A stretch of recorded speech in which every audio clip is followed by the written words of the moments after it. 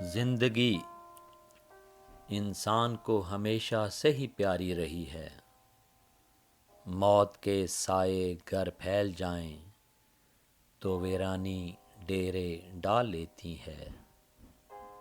ہونٹوں پہ مسکراہٹ، آنکھوں میں تیرتے قطرہ نم سے، خشک زمین پر بارش کی پہلی پھوار کی طرح بھینی بھینی خوشبو کے اٹھنے تک محدود ہوتی ہے۔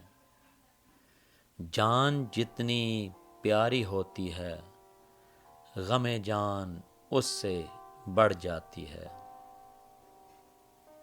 دعاؤں کے لیے ہاتھ پھیلائے جاتے ہیں تو بد دعاؤں کے لیے جھولیاں۔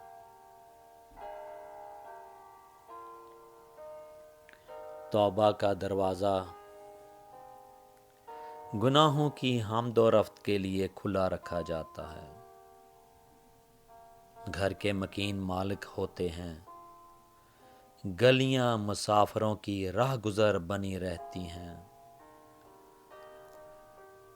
مکین شک و شبہ میں رہتے ہیں، مسافر پلکوں پہ بٹھائے جاتے ہیں۔ مکینوں سے محبت کا دعویٰ، مسافروں سے پینگیں بڑھائی جاتی ہیں۔ جو قسمت میں آنی جانی ہو، اسے انتظار کے مہمان خانے میں ٹھہرایا نہیں جاتا۔ ایک در کا سوالی ضرورت مند ہوتا ہے، در در کا سوالی در بدر رہتا ہے۔ چلمن کے پیچھے سے دستے سوال کا جواب دیا جاتا ہے، آنگن سے جھانکا نہیں جاتا۔ کھلے عام جو محبت کا دم بھرتے ہیں، کہانی وہی زبان زد عام رہتی ہے۔ مرنے جینے کے وعدوں سے ہاتھوں پہ رنگے حنا پھیلاتے ہیں۔ اللہ و رسول کے ناموں سے سائبان تلے خواہشوں کے پھولوں سے سجی ردا بچھاتے ہیں۔ ایک کے بعد ایک عاشق نامراد بھنوروں کی طرح گلستانوں میں منڈلاتے ہیں، جہاں بنے سنورے پھول کانٹوں کے حفاظتی حصار سے آنکھ بچا کر مہمانداری کے انتظام و انصرام میں دل و جان سے ارمان ہتھیلی پر رکھے پھرتے ہیں۔ مجازی محبت کا نشہ شراب کی طرح سر چڑھ کر چکرا دیتا ہے۔ کھولتے ہوئے پانی کی مانند صرف بھاپ بن بن اڑتا ہے، جو آخری قطرہ تک بھی پانی ہی رہتا ہے۔ جو محبت اختیار کی جائے، وہ اس محبت سے بازی نہیں جیت سکتی جو تلاش کی جائے۔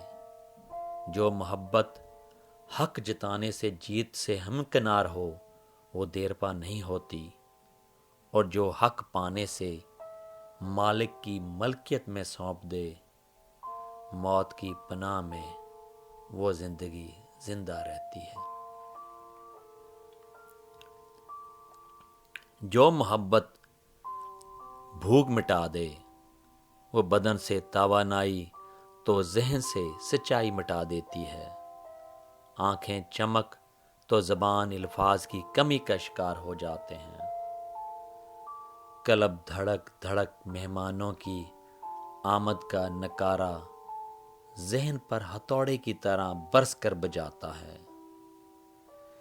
جو آنی جانی شے کی محبت میں بلا خوف و خطر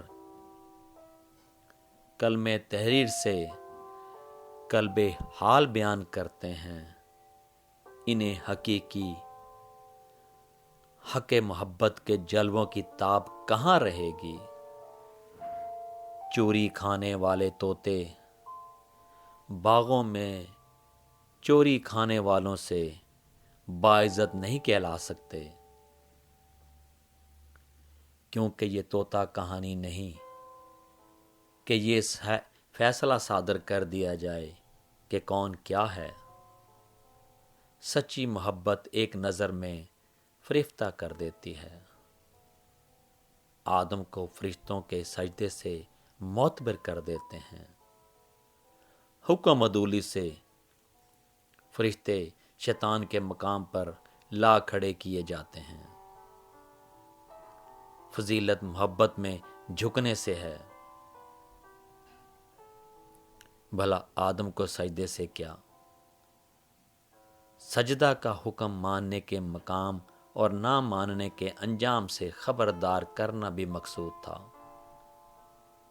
جسے بنی نوع آدم نے صرف فضیلت کے درجہ سے مقام محبت کو مقام اعلیٰ ٹھہرا دیا۔ پھل ہوں یا پھول، ذائقہ ہو یا خوشبو، رنگ ہوں یا خوبصورتی، انتخاب ہمیشہ خوب سے خوب تر ہی کیا جاتا ہے۔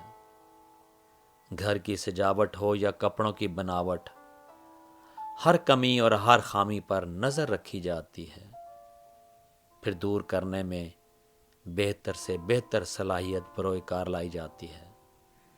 زندگی اچھے برے نئے پرانے کی تقسیم در تقسیم سے بہترین کے انتخاب نظر پر رکتی ہے۔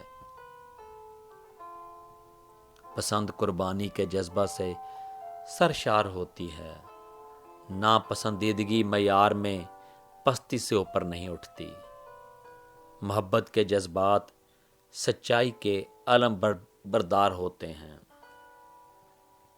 سچائی حقیقت سے ہے، حقیقت حق سے ہے، حق محبوب سے ہے، محبوب محبت سے ہے، محبت سچائی سے ہے، سچائی سچ سے ہے، سچ کلام سے ہے، کلام امین سے ہے، امین صادق سے ہے، صادق طلوع سے ہے، طلوع آفتاب سے ہے، آفتاب روشنی سے ہے، روشنی کرن سے ہے، کرن نور سے ہے، نور جلوہ سے ہے، جلوہ طور سے ہے، طور ظہور سے ہے، ظہور قرآن سے ہے، قرآن محمد صلی اللہ علیہ وسلم سے ہے، اور محمد صلی اللہ علیہ وسلم اللہ سے ہیں۔